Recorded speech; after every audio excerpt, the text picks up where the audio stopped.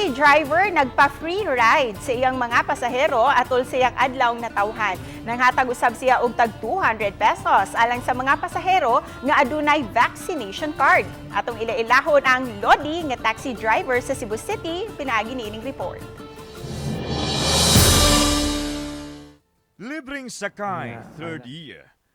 Kung makabasa ka og ingon nini nga nakasuwat sa tarp, nga gipaskil sa taxi, mutuo ka ka?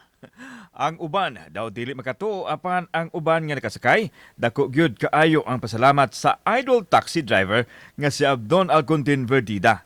Kung ani nga opportunity na makasakay libre, nga eto jud kas imong itrabahoan kanang dako ug kay tabang makalipay jud. Si Abdon nagsaulog di ay siyang ika-55 nga kasumaran sa adlaw na tawhan. Inay maghikay, iyang gipalabi nga magserbisyo sa mga tao pinaagi sa libreng sakay, tibuok adlaw. Gawas nga free, naghatag usab siya og 200 pesos nga gisulod sa angpaw sa matag pasahero nga naay vaccination card. Pasalamat kini niya sa Ginoo nga gipanalipdan siya og ang iyang pamilya gikan sa mga balatian. Saada ko sir, December 23. Kanya, wa may suga sir, nya way tarpaulin. Wa gay manuo nga, ani na uban, di gyapon mutuo nga na tarpaulin ni sir ha? Mapaobsanon nga gisaysay ni Abdon nga dili siya adunahan. Gani, nangabang lang siya og taxi. Nagtigom na ko 20 adlaw sir. Akong gialkansiya kanang garon sa mineral water.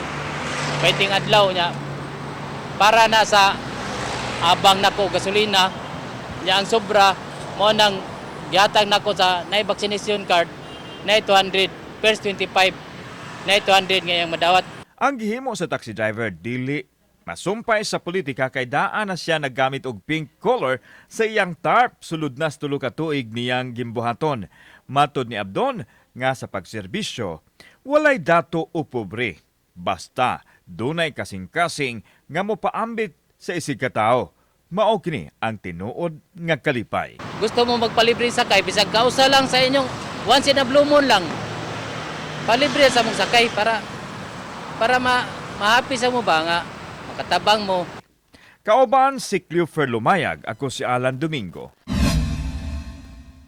Balitang Bisdak.